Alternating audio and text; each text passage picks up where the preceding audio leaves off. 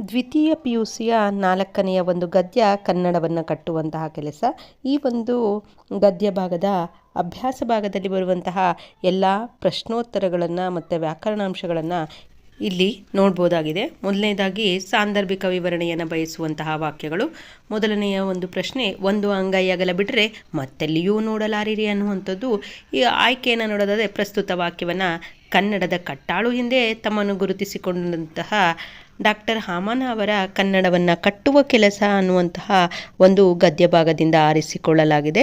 ಸಂದರ್ಭವನ್ನು ನೋಡೋದಾದರೆ ಹೈದರಾಬಾದ್ ಸಾಹಿತ್ಯ ಸಮ್ಮೇಳನದ ಅಧ್ಯಕ್ಷ ಭಾಷಣದಲ್ಲಿ AR ಕೃಷ್ಣಶಾಸ್ತ್ರಿಗಳು ಮಾಡಿದಂತಹ ಭಾಷಣದ ಭಾಗವೊಂದನ್ನು ಲೇಖಕರು ಇಲ್ಲಿ ಪ್ರಸ್ತಾಪಿಸಿದ್ದಾರೆ. ಕೃಷ್ಣಶಾಸ್ತ್ರಿಗಳು, ಕನ್ನಡಿಗರೇ, ನಿಮ್ಮ ಕನ್ನಡವನ್ನು ಇಂಡಿಯಾ ದೇಶದ ದಕ್ಷಿಣ ಭಾಗದಲ್ಲಿ ಒಂದು ಅಂಗೈ ಅಗಲ ಬಿಟ್ಟರೆ ಮತ್ತೆಲ್ಲಿಯೂ ನೋಡಲಾರಿರಿ. ನೀವು ಅದನ್ನು ಅಲಕ್ಷ್ಯ ಮಾಡಿದರೆ ಮಿಕ್ಕ ದೇಶದ ಯಾವ ಜನರೂ ಅದನ್ನು ಎತ್ತಿ ಹಿಡಿಯಲಾರರು. ಅದು ಹೋದರೆ ಹೋಗಲಿ ಎನ್ನುವ ಹಾಗಿದ್ದರೆ ಈ ಕಡೆ ಬಂಗಾಳ ಕೊಲ್ಲಿ, ಆ ಕಡೆ ಅರಬ್ಬಿ ಸಮುದ್ರ ಇದೆ, ಗುಡಿಸಿ ಹಾಕಿಬಿಡಿ, ಇತರ ಭಾಷೆಗಳು ಆಕ್ರಮಿಸಿಕೊಳ್ಳಲು ಎಂದು ಹೇಳಿದ್ದರು. ಸ್ವಾರಸ್ಯವನ್ನು ನೋಡೋದಾದರೆ ಕನ್ನಡಕ್ಕೆ ಇರುವ ಕುತ್ತುಗಳು ಕುರಿತು AR ಕೃಷ್ಣಶಾಸ್ತ್ರಿಗಳು ಇಲ್ಲಿ ಪ್ರಸ್ತಾಪಿಸಿದ್ದಾರೆ. ಎರಡನೆಯದು, ಇಂಗ್ಲಿಷ್ ಹಿಂದಿ ಬಾರದವರು ವಿಮಾನ ಪ್ರಯಾಣ ಮಾಡಬಾರದೆ. ಆಯ್ಕೆ ಇದನ್ನು ಕೂಡ ಡಾಕ್ಟರ್ ಹಾಮನ ಅವರು ಕನ್ನಡವನ್ನು ಕಟ್ಟುವಂತಹ ಕೆಲಸ ಎಂಬ ಗದ್ಯ ಭಾಗದಿಂದ ಆರಿಸಿಕೊಳ್ಳಲಾಗಿದೆ. ಸಂದರ್ಭವನ್ನು ನೋಡೋದಾದರೆ ಬೆಂಗಳೂರು ವಿಮಾನ ಸೂಚನೆಗಳಿಲ್ಲದಿದ್ದರೆ ಇನ್ನೆಲ್ಲ ನಿಲ್ದಾಣದ ಎಲ್ಲ ಪ್ರಕಟಣೆಗಳು ನಿಲ್ದಾಣದಲ್ಲೇ ಇರುವುದು ಸಾಧ್ಯ. ವಿಮಾನ ಪ್ರಾದೇಶಿಕ ಭಾಷೆಗಳಲ್ಲಿರುವುದು ಅಗತ್ಯ. ಇಂಗ್ಲಿಷ್ ಹಿಂದಿ ಬಾರದವರು ಈ ದೇಶದಲ್ಲಿ ವಿಮಾನ ಪ್ರಯಾಣ ಮಾಡಬಾರದೆ. ಬೆಂಗಳೂರು, ಮಂಗಳೂರು, ಬೆಳಗಾವಿ ವಿಮಾನ ನಿಲ್ದಾಣಗಳಿಂದ ಹೊರಡುವ ಮತ್ತು ಅಲ್ಲಿಗೆ ಬರುವ ವಿಮಾನಗಳೊಳಗಿನ ಪ್ರಕಟಣೆಗಳು ಕನ್ನಡದಲ್ಲಿರಬೇಕು ಎಂದು ಲೇಖಕರು ಹೇಳಿದ್ದಾರೆ. ಸ್ವಾರಸ್ಯ, ಕೇಂದ್ರ ಸರ್ಕಾರ ಕನ್ನಡಕ್ಕೆ ತೋರಿಸುವ ಮರ್ಯಾದೆಯನ್ನು ಇಲ್ಲಿ ಎತ್ತಿ ತೋರಿಸಲಾಗಿದೆ. ನಾವು ಪರದೇಶಿಗಳೆಂಬ ಭಾವನೆ ಬರುತ್ತದೆ. ಸಂದರ್ಭ, ರೈಲ್ವೆ, ಅಂಚೆ ಇಲಾಖೆಗಳು ಪ್ರಾದೇಶಿಕ ಭಾಷೆಗಳ ಮೇಲೆ ಸಾಕಷ್ಟು ಮಲತಾಯಿ ಧೋರಣೆಯನ್ನು ಬೆಳೆಸಿಕೊಂಡಿವೆ. ಲೈಫ್ ಇನ್ಶೂರೆನ್ಸ್ ಕಾರ್ಪೊರೇಷನ್ನಂತಹ ಸಂಸ್ಥೆಗಳು, ಬ್ಯಾಂಕುಗಳು, ಹೀಗೆ ಕೇಂದ್ರಾಡಳಿತದ ಯಾವ ಸಂಸ್ಥೆಗಳಿಗೆ ಹೋದರೂ ನಾವು ಪರದೇಶಗಳೆಂಬ ಭಾವನೆ ಬರುತ್ತದೆ ಎಂದು ಲೇಖಕರು ಹೇಳಿದ್ದಾರೆ. ಸ್ವಾರಸ್ಯ, ಎಲ್ಲ ಕಡೆ ಹಿಂದಿ ಇಂಗ್ಲಿಷ್ಗಳೇ ರಾರಾಜಿಸಿದರೆ ನಾವು ನಮ್ಮ ದೇಶದಲ್ಲಿದ್ದೇವೆಂಬ ಭಾವನೆ ಬರಲು ಸಾಧ್ಯವಿಲ್ಲ. ನಮ್ಮ ಭಾಷೆಯಲ್ಲಿ ಓದಿದ್ದೇ ಮೈಗೆ ಹತ್ತುವುದು ಅನ್ನುವಂಥದ್ದು ಈ ಒಂದು ವಾಕ್ಯದ ಸಂದರ್ಭವನ್ನು ನೋಡೋದಾದರೆ, ಮಾಧ್ಯಮದ ಪ್ರಶ್ನೆ ಬಂದಾಗ ಶಿಕ್ಷಣ ತಜ್ಞರೆನಿಸಿಕೊಂಡವರಿಗೂ ಅನೇಕ ಸಲ ಭಾಷೆಯನ್ನು ಕಲಿಸುವುದು, ಭಾಷೆಯ ಮೂಲಕ ಕಲಿಸುವುದು, ಅವುಗಳ ನಡುವಿನ ಅಂತರ ತಿಳಿದಿರುವುದಿಲ್ಲ. ಕನ್ನಡ ಮಾಧ್ಯಮವಾಗಬೇಕು ಎಂದರೆ ಇಂಗ್ಲೀಷನ್ನು ಕಲಿಸಬಾರದು ಎಂದಲ್ಲ. ನಮ್ಮ ಭಾಷೆಯಲ್ಲಿ ಓದಿದ್ದೇ ನಮ್ಮ ಮೈಗೆ ಹತ್ತುವುದು ಎಂಬುದು ಲೇಖಕರ ಅಭಿಪ್ರಾಯ. ಸ್ವಾರಸ್ಯವನ್ನು ನೋಡೋದಾದರೆ ಇಂಗ್ಲೀಷನ್ನು ಭಾಷೆಯಾಗಿ ಕಲಿಸಿ ವಿಷಯಗಳನ್ನು ನಮ್ಮ ಭಾಷೆಗಳಲ್ಲಿಯೇ ಕಲಿಸಬೇಕೆಂಬುದು ಲೇಖಕರ ಅಭಿಪ್ರಾಯ. ಒಂದೊಂದು ಭಾಷೆಯೂ ಒಂದೊಂದು ವರ. ಈ ಒಂದು ವಾಕ್ಯದ ಸಂದರ್ಭವನ್ನು ನೋಡೋದಾದರೆ ಇಂಗ್ಲೀಷ್ ನಮಗೆ ಬೇಕು, ಆದರೆ ನಮ್ಮ ಭಾಷೆಯ ಬದಲಿಗೆ ಅಲ್ಲ. ಇನ್ನೂ ಹಲವು ಭಾಷೆಗಳು ನಮಗೆ ಬೇಕು. ಒಂದೊಂದು ಭಾಷೆಯೂ ಒಂದೊಂದು ವರ, ಒಂದೊಂದು ಜಗತ್ತು. ಆದರೆ ಯಾವ ಭಾಷೆ ಬೇಕು ಎನ್ನುವುದು ನಮ್ಮ ಅಗತ್ಯವನ್ನು ಅನುಸರಿಸಿದ್ದೆಂದು ಲೇಖಕರು ಅಭಿಪ್ರಾಯಪಡುತ್ತಾರೆ. ಸ್ವಾರಸ್ಯ, ನಮಗೆ ಇಂಗ್ಲೀಷ್ ಬೇಕು, ಆದರೆ ಅದೇ ಸರ್ವಸ್ವವಲ್ಲ ಎಂಬುದನ್ನಿಲ್ಲಿ ಹೇಳಲಾಗಿದೆ. ಹಾಗೆ ಮುಂದಿನದು, ನಾವು ಯಾವ ಪತ್ರಿಕೆಗಳನ್ನು ಓದುತ್ತಿದ್ದೇವೆ ಅನ್ನುವಂಥದ್ದು. ಈ ಒಂದು ವಾಕ್ಯದ ಸಂದರ್ಭವನ್ನು ನೋಡೋದಾದರೆ ನಮ್ಮ ಮಕ್ಕಳನ್ನು ಯಾವ ಶಾಲೆಯಲ್ಲಿ ಓದಿಸುತ್ತಿದ್ದೇವೆ, ನಾವು ಯಾವ ಪತ್ರಿಕೆಗಳನ್ನು ಓದುತ್ತಿದ್ದೇವೆ, ನಾವು ನೋಡುವುದು ಯಾವ ಸಿನಿಮಾಗಳನ್ನು, ಇಂಥ 100 ಪ್ರಶ್ನೆಗಳನ್ನು ಕೇಳಿಕೊಂಡಾಗ ಅವುಗಳ ಉತ್ತರ ನಮ್ಮನ್ನು ಚುಚ್ಚುತ್ತಿದ್ದರೆ ಮಾತ್ರ ನಾವು ಕನ್ನಡದ ಕುರಿತು ಮಾತನಾಡಲು ಯೋಗ್ಯತೆ ಗಳಿಸಿಕೊಂಡಿದ್ದೇವೆ ಎಂದು ಅರ್ಥ ಎಂದು ಲೇಖಕರು ಹೇಳುತ್ತಾರೆ. ಸ್ವಾರಸ್ಯ, ಕನ್ನಡಿಗರು ಮೊದಲು ಕನ್ನಡದವರಾಗಬೇಕೆಂಬ ಆಶಯ ಇಲ್ಲಿದೆ. ಕನ್ನಡಿಗರು ಮೊದಲು ಕನ್ನಡಿಗರಾಗಬೇಕು. ಈ ಒಂದು ವಾಕ್ಯದ ಸಂದರ್ಭವನ್ನು ನೋಡಿದ್ರೆ ಕನ್ನಡ ಎನ್ನುವುದು ನಾವು ನಮ್ಮನ್ನೇ ಪ್ರಶ್ನಿಸಿಕೊಳ್ಳುವುದು ತೀರಾ ಅಗತ್ಯವಿದೆ ಎಂದು ಹೇಳುತ್ತಾರೆ. ಕನ್ನಡ ಹೇಳುವುದಕ್ಕೆ ಮಾತ್ರ ಅಲ್ಲ, ಅನುಸರಿಸುವುದಕ್ಕೂ ಕೂಡ ಎಂದು ಹಲವರು ತಿಳಿದಿಲ್ಲ. ನಮ್ಮ ಮಕ್ಕಳು ಯಾವ ಶಾಲೆಗಳಲ್ಲಿ ಓದುತ್ತಾರೆ? ಲೇಖಕರು ನಾವು ಯಾವ ಪತ್ರಿಕೆಗಳನ್ನು ಓದುತ್ತೇವೆ?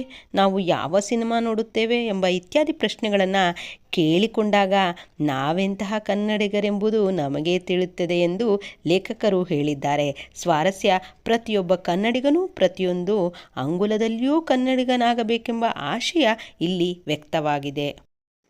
1 ಅಂಕದ ಪ್ರಶ್ನೋತ್ತರಗಳು 1 ವಾಕ್ಯದಲ್ಲಿ ಉತ್ತರಿಸಬೇಕಾಗತ್ತೆ. ಮೊದಲನೇ ಒಂದು ಪ್ರಶ್ನೆ, AR ಕೃಷ್ಣಶಾಸ್ತ್ರಿಗಳು ಎಲ್ಲಿ ನಡೆದ ಸಾಹಿತ್ಯ ಸಮ್ಮೇಳನದ ಅಧ್ಯಕ್ಷರಾಗಿದ್ದರು ಅನ್ನುವಂಥದ್ದು. ಉತ್ತರ, AR ಕೃಷ್ಣಶಾಸ್ತ್ರಿಗಳು ಹೈದರಾಬಾದ್ನಲ್ಲಿ ನಡೆದ ಸಾಹಿತ್ಯ ಸಮ್ಮೇಳನದ ಅಧ್ಯಕ್ಷರಾಗಿದ್ದರು.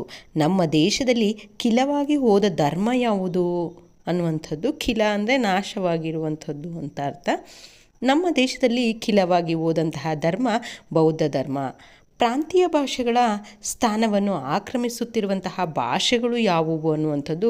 ಉತ್ತರ, ಪ್ರಾಂತೀಯ ಭಾಷೆಗಳ ಸ್ಥಾನವನ್ನು ಇಂಗ್ಲೀಷ್ ಮತ್ತು ಹಿಂದಿ ಭಾಷೆಗಳು ಆಕ್ರಮಿಸುತ್ತಿವೆ. ಯಾವ ಮರ್ಯಾದೆಯನ್ನು ನಾವು ಮೀರಬಾರದು? ಉತ್ತರ, ಯಾವ ಭಾಷೆಗೆ ಯಾವ ಸ್ಥಾನವಿರಬೇಕೋ ಆ ಮರ್ಯಾದೆಯನ್ನು ನಾವು ಮೀರಬಾರದು. ಸ್ಥಳೀಯ ಭಾಷೆ ಕಲಿಯದ ಅನ್ಯ ಭಾಷಿಕರು ಏನಾಗುತ್ತಾರೆ?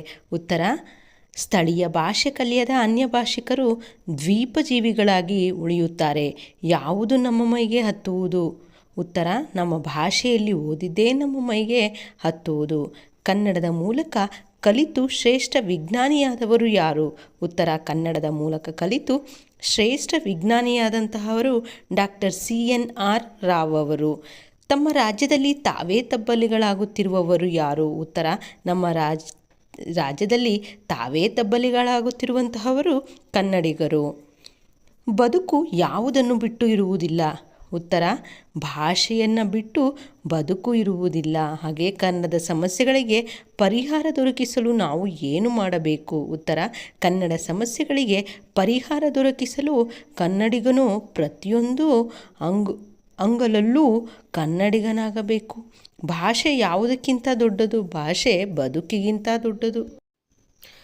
2 ಅಂಕಗಳ ಪ್ರಶ್ನೆಗಳು 2-3 ವಾಕ್ಯಗಳಲ್ಲಿ ಉತ್ತರಿಸಬೇಕಾಗತ್ತೆ. ಮೊದಲನೇದು, ಲೇಖಕರಲ್ಲಿ ಕನ್ನಡದ ಪ್ರೀತಿ ಸ್ಫುರಿಸಿದ್ದು ಹೇಗೆ ಅನ್ನುವಂಥದ್ದು.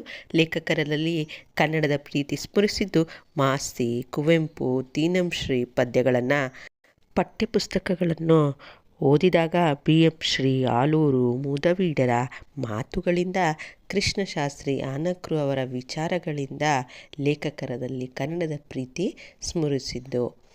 AR ಕೃಷ್ಣಶಾಸ್ತ್ರಿಗಳ ಭಾಷಣ ಓದಿ ಲೇಖಕರಲ್ಲಿ ಮೂಡಿದ ಭಾವನೆಗಳಾವುವು ಅನ್ನುವಂಥದ್ದು. ಉತ್ತರ, ಕರ್ನಾಟಕದಲ್ಲಿ ಕನ್ನಡವೇ ಪ್ರಥಮ ಪ್ರಧಾನ. ರಾಜ, ರಾಣಿ, ರಾಜಕುಮಾರ ಎಲ್ಲ ಯಾವ ಭಾಷೆಯಾದರೂ ಇಲ್ಲಿ ಮಿಕ್ಕ ಸೇವಕರ ಸ್ಥಾನವಿರಬೇಕು ಎಂದಿದ್ದಾರೆ. ಕೇಂದ್ರದ ರೈಲು, ಅಂಚೆ ಇಲಾಖೆಗಳು ಯಾವ ಧೋರಣೆ ಬೆಳೆಸಿಕೊಂಡಿವೆ? ಉತ್ತರ, ರೈಲ್ವೆ ಸಾಕಷ್ಟು ಅಂಚೆ ಇಲಾಖೆಗಳು ಪ್ರಾದೇಶಿಕ ಭಾಷೆಗಳ ಮೇಲೆ ಮಲತಾಯಿ ಧೋರಣೆ ಬೆಳೆಸಿಕೊಂಡಿವೆ. ಕನ್ನಡ ನಾಡಿನ ಸಣ್ಣ ಪುಟ್ಟ ಊರುಗಳ ರೈಲ್ವೆ ಸ್ಟೇಷನ್ಗಳಲ್ಲಿಯೂ ಹಿಂದಿ, ಇಂಗ್ಲೀಷ್ಗಳೇ ರಾರಾಜಿಸುತ್ತಿದೆ. ತ್ರಿಭಾಷಾ ಸೂತ್ರದ ಬಳಕೆ ಹೇಗಿರಬೇಕು? ಉತ್ತರ, ಎಲ್ಲ ಸೂಚನೆಗಳು, ಎಲ್ಲ ನಮೂನೆ ಫಾರಂ, ಎಲ್ಲ ಬರವಣಿಗೆಯ ವ್ಯವಹಾರಗಳು ಕ್ರಮವಾಗಿ ಪ್ರಾದೇಶಿಕ ಭಾಷೆ ಹಿಂದಿ ಮತ್ತು ಇಂಗ್ಲೀಷ್ಗಳಲ್ಲಿರಬೇಕು. ತ್ರಿಭಾಷಾ ಸೂತ್ರದ ಬಳಕೆ ಹೀಗಿರಬೇಕೆಂದು ಲೇಖಕರು ಹೇಳುತ್ತಾರೆ. ನಮ್ಮ ಸಾರ್ವಜನಿಕರ ಶಾಲೆಗಳ ಬಗ್ಗೆ ಲೇಖಕರ ಅಭಿಪ್ರಾಯವೇನು? ಉತ್ತರ, ಕುಸಿದು ಬೀಳುತ್ತಿರುವಂತಹ ಕಟ್ಟಡಗಳು, ದೊಡ್ಡಿಯಾದಂತಹ ತರಗತಿಗಳು, ಅಧ್ಯಾಪಕರಿಲ್ಲದಂತಹ ತರಗತಿಗಳು, ಪಾಠ ಹೇಳದ ಅನರ್ಹ ಅಧ್ಯಾಪಕರು, ದಿನ ಬೆಳಗಾದರೆ ರಜೆ, ಶಿಸ್ತಿಲ್ಲದಂತಹ ವ್ಯವಸ್ಥೆ, ಮೂತ್ರದ ವಾಸನೆಯ ಪರಿಸರ ಇದು ನಮ್ಮ ಬಹಳಷ್ಟು ಶಾಲೆಗಳ ಸ್ಥಿತಿ ಎಂದು ಲೇಖಕರು ಅಭಿಪ್ರಾಯಪಡುತ್ತಾರೆ. ಕುಂಡದಲ್ಲಿ ನೆಟ್ಟ ಗಿಡ ಸ್ಥಿತಿ ಹೇಗಿರುತ್ತದೆ ಎಂದು ಹೇಳಿದ್ದಾರೆ. ಉತ್ತರ, ಕುಂಡದಲ್ಲಿ ನೆಟ್ಟಂತಹ ಗಿಡಗಳ ಬೇರು ನೆಲಕ್ಕಿಳಿಯುವುದಿಲ್ಲ, ಭೂಮಿಯ ಸಾರವನ್ನು ಗ್ರಹಿಸುವುದಿಲ್ಲ. ಹಾಕಿದಂತಹ ಹಿಡಿ ಗೊಬ್ಬರದಲ್ಲಿ ಅದು ಜೀವಮಾನವನ್ನು ಕಳೆಯಬೇಕು. ಇದು ಅವುಗಳ ಸ್ಥಿತಿ ಎಂದು ಹೇಳಿದ್ದಾರೆ. ಕನ್ನಡದ ಸಮಸ್ಯೆಗಳು ಎಲ್ಲಿಯವರೆಗೂ ಇದ್ದೇ ಇರುತ್ತದೆ. ಉತ್ತರ, ಎಲ್ಲಿಯವರೆಗೆ ಕನ್ನಡ ನಮ್ಮ ಆಡಳಿತ, ಶಿಕ್ಷಣದಲ್ಲಿ ಪ್ರಥಮವೂ ಪ್ರಧಾನವೂ ಆಗಿರುವುದಿಲ್ಲವೋ, ಎಲ್ಲಿಯವರೆಗೆ ಅದು ಜನಜೀವನವನ್ನು ತುಂಬಿಕೊಳ್ಳುವುದಿಲ್ಲವೋ, ಎಲ್ಲಿಯವರೆಗೆ ಕನ್ನಡಿಗರು ಸ್ವಾಭಿಮಾನಿಗಳಾಗುವುದಿಲ್ಲವೋ ಅಲ್ಲಿಯವರೆಗೂ ಕನ್ನಡದ ಸಮಸ್ಯೆಗಳು ಇದ್ದೇ ಇರುತ್ತವೆ. ಕನ್ನಡದ ಬಗ್ಗೆ ಮಾತನಾಡಲು ನಾವು ಯೋಗ್ಯತೆ ಗಳಿಸುವುದು ಯಾವಾಗ? ಉತ್ತರ: ನಮ್ಮ ಮಕ್ಕಳನ್ನು ಯಾವ ಶಾಲೆಗಳಲ್ಲಿ ಓದಿಸುತ್ತಿದ್ದೇವೆ, ನಾವು ಯಾವ ಪತ್ರಿಕೆಗಳನ್ನು ಓದುತ್ತಿದ್ದೇವೆ, ನಾವು ನೋಡುವುದು ಯಾವ ಸಿನಿಮಾಗಳನ್ನು, ನಮ್ಮ ಮನೆಯ ಬೋರ್ಡು ಯಾವ ಭಾಷೆಯಲ್ಲಿದೆ, ಇಂತಹ ನೂರಾರು ಪ್ರಶ್ನೆಗಳನ್ನು ಕೇಳಿಕೊಂಡಾಗ ಅವುಗಳ ಉತ್ತರ ನಮ್ಮನ್ನು ಚುಚ್ಚದಿದ್ದರೆ ಮಾತ್ರ ನಾವು ಕನ್ನಡದ ಬಗ್ಗೆ ಮಾತನಾಡಲು ಯೋಗ್ಯತೆಯನ್ನು ಗಳಿಸಿದ್ದೇವೆ ಎಂದು ಅರ್ಥ.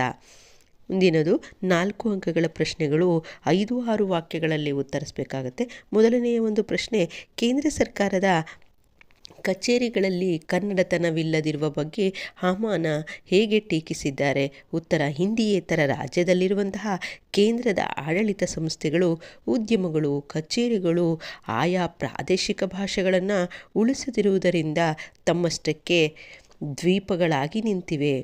ವಿಮಾನ ನಿಲ್ದಾಣಗಳ ಪ್ರಕಟಣೆ ಕನ್ನಡದಲ್ಲಿ ಇಲ್ಲ. ಇಂಗ್ಲಿಷ್, ಹಿಂದಿ ಬಾರದವರು ಈ ದೇಶದಲ್ಲಿ ವಿಮಾನ ಪ್ರಯಾಣ ಮಾಡಬಾರದೇ? ರೈಲ್ವೆ, ಅಂಚೆ ಇಲಾಖೆಗಳು ಭಾಷೆಗಳ ಮೇಲೆ ಸಾಕಷ್ಟು ಮಲತಾಯಿ ಪ್ರಾದೇಶಿಕ ಧೋರಣೆ ಬೆಳೆಸಿಕೊಂಡಿವೆ.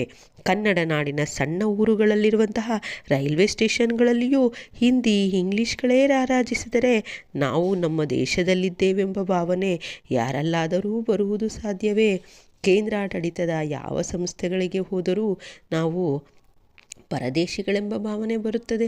ಎಲ್ಲಿಯವರೆಗೆ ಈ ಸಂಸ್ಥೆಗಳಲ್ಲಿ ನಮ್ಮದೇ ಭಾಷೆಗಳ ಬಳಕೆಯಾಗುವುದಿಲ್ಲವೋ ಅಲ್ಲಿಯವರೆಗೂ ಈ ಸಂಸ್ಥೆಗಳು ಜನಜೀವನದಿಂದ ಹೊರಗೆ ಉಳಿಯುತ್ತವೆ ಎಂದು ಹಾಮಾನ ಟೀಕಿಸಿದ್ದಾರೆ. ಹೊರನಾಡಿನಿಂದ ಬಂದು ಕನ್ನಡ ನಾಡಿನಲ್ಲಿ ನೆಲೆಸಿರುವವರ ಜವಾಬ್ದಾರಿಗಳನ್ನು ಲೇಖಕರು ಹೇಗೆ ವಿವರಿಸಿದ್ದಾರೆ? ಉತ್ತರ: ಹೊರನಾಡಿನಿಂದ ಬಂದು ರಾಜ್ಯದಲ್ಲಿ ನೆಲೆಸಿದವರು ಇಲ್ಲಿನ ಪ್ರಾದೇಶಿಕ ಭಾಷೆ ಕನ್ನಡವನ್ನು ಕಲಿಯದೇ ಹೋಗದಂತೆ ನೋಡಿಕೊಳ್ಳುವ ಜವಾಬ್ದಾರಿ ಸರ್ಕಾರದ್ದು. ಸ್ಥಳೀಯ ಭಾಷೆ ಕನ್ನಡವನ್ನು ಕಲಿಯದೇ ಹೋದರೆ ಹೊರಗಿನಿಂದ ಬಂದವರು ದ್ವೀಪಜೀವಿಗಳಾಗಿ ಉಳಿಯಬೇಕಾಗುತ್ತದೆ. ರಾಜ್ಯದ ಜನರೊಂದಿಗೆ ಬೆರೆಯುವುದು, ಬೆಳೆಯುವುದು ಸಾಧ್ಯವಾಗುವುದಿಲ್ಲ. ರಾಜ್ಯದ ಎಲ್ಲ ಸೌಲಭ್ಯಗಳನ್ನು ಬಳಸಿಕೊಂಡು ಬದುಕುವ ಜನ ಇಲ್ಲಿಯ ಭಾಷೆಯನ್ನು ಬಳಸುವುದು ಅನಿವಾರ್ಯ. ಇಲ್ಲಿನ ಪ್ರಾದೇಶಿಕ ಭಾಷೆಯ ಕಲಿಕೆ ಅವರ ಮಾತೃಭಾಷಾ ಕಲಿಕೆಗೆ ವಿರೋಧವಾದುದಲ್ಲ ಎಂದು ಲೇಖಕರು ಹೊರನಾಡಿನಿಂದ ಬಂದವರ ಜವಾಬ್ದಾರಿಗಳನ್ನು ವಿವರಿಸಿದ್ದಾರೆ. ನಮಗೆ ಬೇಕಾಗಿರುವಂತಹ ಕನ್ನಡ ಮಾಧ್ಯಮ ಶಿಕ್ಷಣ ಮತ್ತು ಇಂಗ್ಲಿಷ್ ಭಾಷೆಯ ಸಂಬಂಧ ಯಾವ ಸ್ವರೂಪದ್ದಾಗಿರಬೇಕೆಂದು ಲೇಖಕರು ಹೇಳಿದ್ದಾರೆ? ಉತ್ತರ: ಇಂಗ್ಲಿಷ್ ನಮಗೆ ಪ್ರಪಂಚಕ್ಕಿರುವಂತಹ ಕಿಟಕಿ ಎಂಬುದರಲ್ಲಿ ಸಂದೇಹವಿಲ್ಲ. ಹಾಗೆಂದು ಅದನ್ನು ತಲೆಯ ಮೇಲೆ ಹೇರಿಕೊಳ್ಳಲಾಗುವುದಿಲ್ಲ. ಇಂಗ್ಲಿಷಿನ ದುರ್ದೈವವೆಂದರೆ ಅದರ ನಿಜವಾದ ಸಾರ್ಥಕವಾದ ಬಳಕೆಯಾಗದೆ ಕೇವಲ ಒಂದು ಪ್ರತಿಷ್ಠೆಯ ವಿಷಯವಾಗಿರುವುದು. ಇಂಗ್ಲಿಷ್ ನಮಗೆ ಬೇಕು, ಆದರೆ ನಮ್ಮ ಭಾಷೆಯ ಬದಲಿಗೆ ಅಲ್ಲ. ಇಂಗ್ಲಿಷನ್ನು ಭಾಷೆಯನ್ನಾಗಿ ಕಲಿಸಿ ವಿಷಯಗಳನ್ನು ನಮ್ಮ ಭಾಷೆಯಲ್ಲಿಯೇ ಕಲಿಸಬೇಕು. ಮಾಧ್ಯಮದ ಪ್ರಶ್ನೆ ನಮ್ಮಲ್ಲಿ ಬಗೆಹರಿಯಲಾರದ ಸಮಸ್ಯೆಯಾಗಿದೆ. ಕನ್ನಡ ಮಾಧ್ಯಮವಾಗಬೇಕು ಎಂದರೆ ಇಂಗ್ಲಿಷನ್ನು ಕಲಿಸಬಾರದು ಎಂದಲ್ಲ. ನಮ್ಮ ಭಾಷೆಯಲ್ಲಿ ಓದಿದ್ದೇ ನಮ್ಮ ಮೈಗೆ ಹತ್ತುವುದು. ಆಧುನಿಕ ವಿಜ್ಞಾನವನ್ನು ಕಲಿಸುವುದು ನಮ್ಮ ಭಾಷೆಗಳ ಮೂಲಕ ಸಾಧ್ಯವಾಗುವುದಿಲ್ಲ ಎನ್ನುವುದು ಮೂಢನಂಬಿಕೆ. ಒಂದು ಘಟ್ಟದಿಂದ ಮುಂದಕ್ಕೆ ವಿದ್ಯಾರ್ಥಿಗಳು ತಮಗೆ ಬೇಕಾದ ಭಾಷೆಗಳನ್ನು ಆಯ್ದುಕೊಂಡು ಅಭ್ಯಾಸ ಮಾಡುವ ಅವಕಾಶಗಳಿರಬೇಕು. ಆ ಘಟ್ಟದವರೆಗೆ ಮಾತೃಭಾಷೆಯ ಹಾಗೂ ಪ್ರಾದೇಶಿಕ ಭಾಷೆಯ ಕಡ್ಡಾಯ ಶಿಕ್ಷಣ ಕೊಡುವುದು ಕರ್ತವ್ಯವಾಗಿದೆ ಎಂದು ಲೇಖಕರು ಹೇಳಿದ್ದಾರೆ. ಪೋಷಕರು ಖಾಸಗಿ ಶಾಲೆಗಳ ಕಡೆ ಹೊರಳಲು ಲೇಖಕರು ಯಾವ ಕಾರಣಗಳನ್ನು ಉದಾಹರಿಸುತ್ತಾರೆ? ಉತ್ತರ: ಪ್ರತಿಯೊಬ್ಬ ತಂದೆ ತಾಯಿಗಳು ತಮ್ಮ ಮಕ್ಕಳು ಒಳ್ಳೆಯ ಶಾಲೆಗಳಲ್ಲಿ ಓದಬೇಕು, ಒಳ್ಳೆಯ ಶಿಕ್ಷಣ ಪಡೆಯಬೇಕು, ಅವರ ಭವಿಷ್ಯ ಉಜ್ವಲವಾಗಿರಬೇಕು ಎಂದು ಆಶಿಸುತ್ತಾರೆ. ಅವರು ನ್ಯಾಯವಾಗಿಯೇ ಅಸಹ್ಯ ಎನಿಸುವ ನಮ್ಮ ಸರ್ಕಾರಿ ಶಾಲೆಗಳಿಗೆ ತಮ್ಮ ಮಕ್ಕಳನ್ನು ಕಳಿಸಲು ಇಷ್ಟಪಡುವುದಿಲ್ಲ. ಕುಸಿದು ಬೀಳುತ್ತಿರುವಂತಹ ಕಟ್ಟಡಗಳು, ದೊಡ್ಡಿಯಾದಂತಹ ತರಗತಿಗಳು, ಅಧ್ಯಾಪಕರಿಲ್ಲದಂತಹ ತರಗತಿಗಳು, ಪಾಠ ಹೇಳದ ಅನರ್ಹ ಅಧ್ಯಾಪಕರು, ದಿನ ಬೆಳಗಾದರೆ ರಜೆ, ಶಿಸ್ತಿಲ್ಲದಂತಹ ವ್ಯವಸ್ಥೆ, ಮೂತ್ರದ ವಾಸನೆಯ ಪರಿಸರ ಇದು ನಮ್ಮ ಬಹಳಷ್ಟು ಶಾಲೆಗಳ ಸ್ಥಿತಿ. ಆದ್ದರಿಂದ ಅನಿವಾರ್ಯವಾಗಿ ಪೋಷಕರು ಖಾಸಗಿ ಶಾಲೆಗಳ ಕಡೆ ಹೊರಳುತ್ತಾರೆ. ಕನ್ನಡಿಗರೆನಿಸಿಕೊಳ್ಳಲು ಯಾವ ಯೋಗ್ಯತೆಯ ಪ್ರಶ್ನೆಗಳು ನಮ್ಮನ್ನು ಚುಚ್ಚಬೇಕು ವಿವರಿಸಿ? ಉತ್ತರ: ಕನ್ನಡ ಹೇಳುವುದಕ್ಕೆ ಮಾತ್ರ ಅಲ್ಲ, ಅನುಸರಿಸುವುದಕ್ಕೂ ಕೂಡ ಎಂದು ಎಷ್ಟು ಜನ ತಿಳಿದಿದ್ದೇವೆ? ನಮ್ಮ ಮಕ್ಕಳನ್ನು ಯಾವ ಶಾಲೆಗಳಲ್ಲಿ ಓದಿಸುತ್ತಿದ್ದೇವೆ? ನಾವು ಯಾವ ಪತ್ರಿಕೆಗಳನ್ನು ಓದುತ್ತಿದ್ದೇವೆ? ನಾವು ನೋಡುವುದು ಯಾವ ಸಿನಿಮಾಗಳನ್ನು? ನಮ್ಮ ಮನೆಯ ಬೋರ್ಡು ಯಾವ ಭಾಷೆಯಲ್ಲಿದೆ? ನಮ್ಮ ಲೆಟರ್ ಹೆಡ್ ಅಚ್ಚಾಗಿರುವುದು ಯಾವ ಭಾಷೆಯಲ್ಲಿ? ನಾವು ಬ್ಯಾಂಕ್ಗಳಿಗೆ ಚೆಕ್ ಬರೆಯುವುದು ಕನ್ನಡದಲ್ಲೇ? ನಾವು ಬರೆಯುವ ಕಾಗದ ಪತ್ರಗಳಲ್ಲಿ ಎಷ್ಟು ಭಾಗ ಕನ್ನಡ? ಇಂಥ ನೂರಾರು ಪ್ರಶ್ನೆಗಳನ್ನು ನಾವು ಹೇಳಿಕೊಳ್ಳಬೇಕು.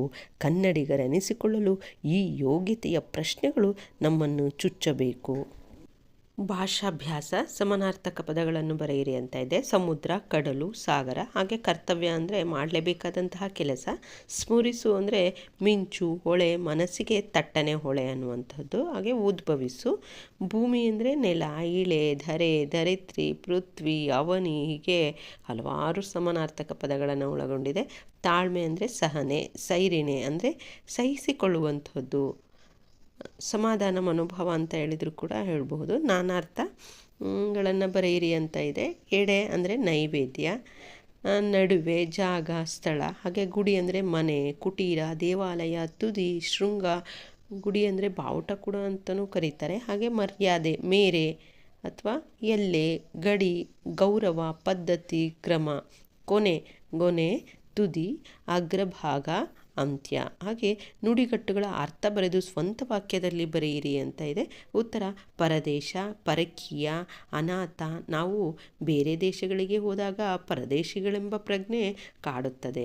ಮೈಗೆ ಹತ್ತು, ಅರಗು, ರಕ್ತಗತವಾಗು, ಹೊಂದಿಕೊಳ್ಳು. ನಾವು ತಿಂದ ಆಹಾರವನ್ನು ನಮ್ಮ ಮೈಗೆ ಹತ್ತಬೇಕೆಂದರೆ ಚೆನ್ನಾಗಿ ಜಗಿದು ತಿನ್ನಬೇಕು.